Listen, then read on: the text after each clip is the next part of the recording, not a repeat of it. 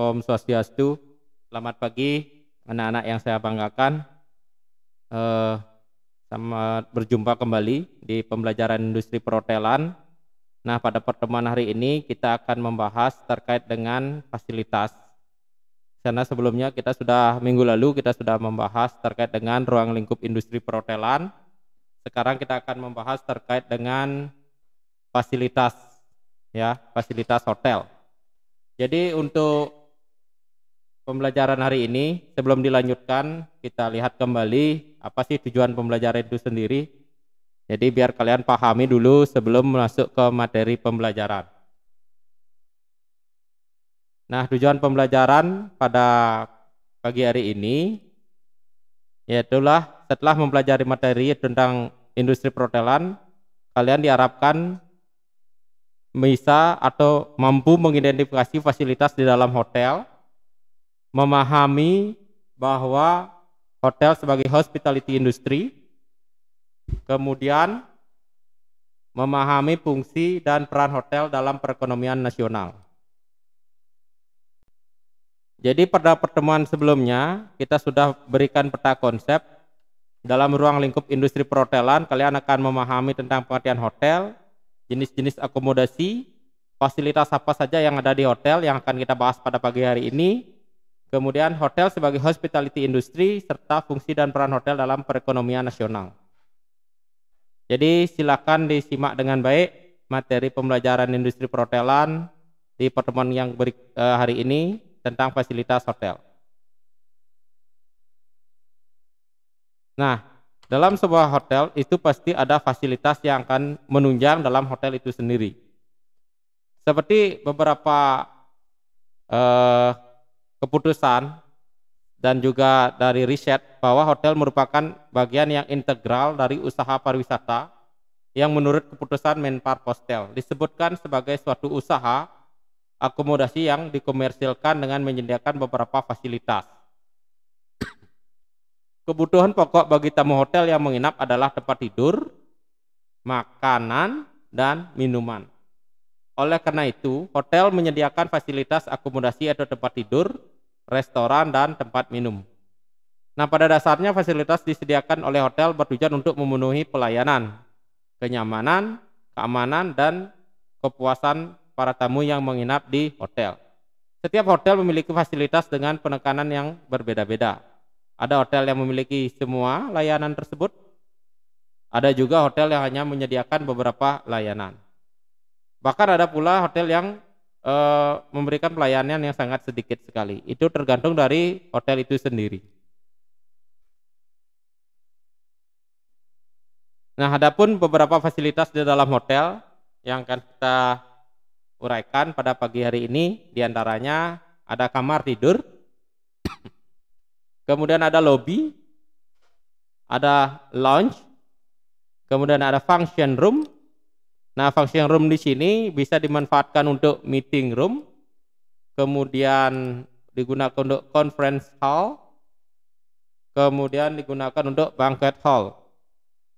Kemudian berikutnya ada restoran, kemudian ada hair and beauty salon, ada safe deposit box, kemudian ada florist and parcel shop, kemudian ada bar, ada salon and spa, kemudian babysitting, kemudian business center, swimming pool, cake shop, airport transfer, fitness center, arcade, doctor on call 24 hours, drugstore, valet parking. Nah, itu beberapa fasilitas yang lengkap ya di hotel-hotel besar ini pasti ada. Jadi di sini beberapa fasilitas yang sudah dijelaskan, dalam artian ada beberapa di sini, kalian nanti harus pahami betul fasilitas-fasilitas ini sesuai dengan hotel di tempat kalian nantinya. Ya. Oke, kita lanjut dulu. Kemudian hotel sebagai hospitality industry. Ya, hospitality sering salah diartikan sebagai rumah sakit. Rumah sakit merupakan salah satu manajemen yang mempraktekkan ilmu hospitality. Pada dasarnya hospitality merupakan sikap keramah tamahan yang dilakukan oleh sesama manusia. Hospitality sering kita jumpai di pasar, bank, rumah sakit, SPBU, dan lain-lain. Menurut kamus, kata hospitality diartikan sebagai friendly and generous reception and entertainment of guests. Apabila diterjemahkan lebih atau berarti keramah tamahan dan murah hati dalam menerima dan menghibur para tamu. Nah, itulah dari pengertian dari hospitality menurut kamus. Jadi kalau disimpulkan, hospitality industry dapat diartikan sebagai segala macam industri yang mempunyai kegiatan yang berhubungan dengan keramah tamahan, pelayanan, hiburan untuk para tamu. Inilah yang mengatakan bahwa hotel merupakan suatu hospitality industry, di mana hotel bisa memberikan keramah tamahan terhadap tamu, memberikan pelayanan dan hiburan untuk tamu yang menginap di hotel. Makanya hotel dikategorikan hospitality industry. Tujuan bisnis dalam hospitality industry adalah menciptakan keuntungan melalui penciptaan dan pemeliharaan kepuasan pelanggan. Ini menurut Kotler, Bowen, dan Mecken 2006. Pelanggan akan bertahan dan tertarik jika kebutuhan mereka terpenuhi, bukan saja atas kebutuhan secara fisik, tetapi juga secara non-fisik. Antara lain menyangkut aspek pelayanan tersebut yang tadi dijelaskan bahwa ada beberapa fasilitas dan pelayanan yang harus didapatkan seseorang yang menginap di sebuah hotel. Bisnis pariwisata di Indonesia cukup potensial, mengingat Indonesia secara alami memiliki banyak potensi keindahan alam, keragaman, dan keunikan budaya. Bisa dikatakan bahwa perkembangan bisnis perhotelan dan pariwisata di Indonesia mengalami peningkatan yang signifikan.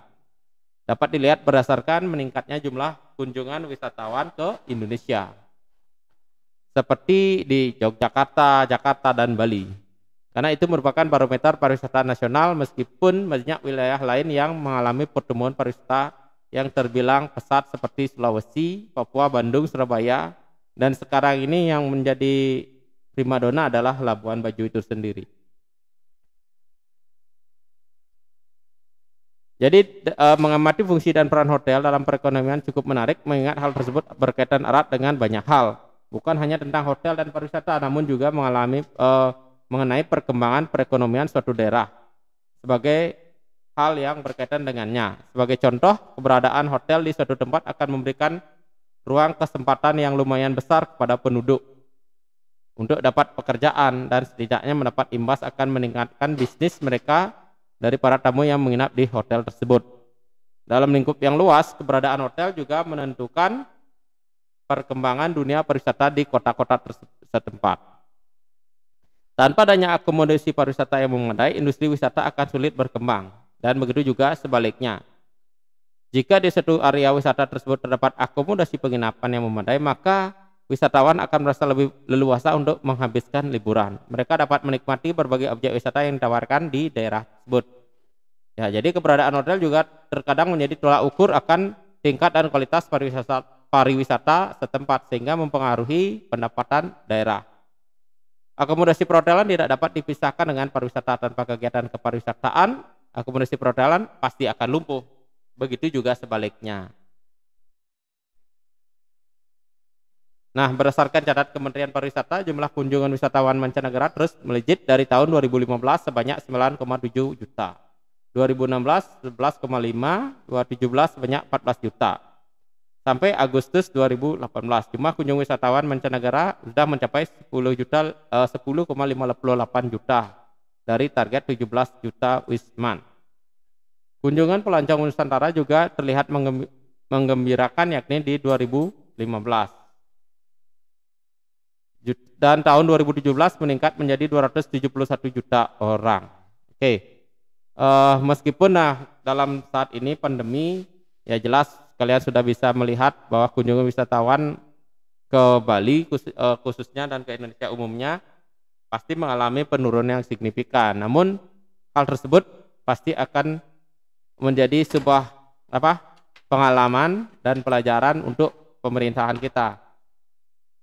Dan diyakini bahwa untuk tahun-tahun berikutnya wisatawan yang akan datang akan melebihi daripada target yang ada saat ini. Demikian pembelajaran, nanti ulasan untuk fasilitas kita akan uraikan di Melajah ID. Terima kasih dan selamat belajar.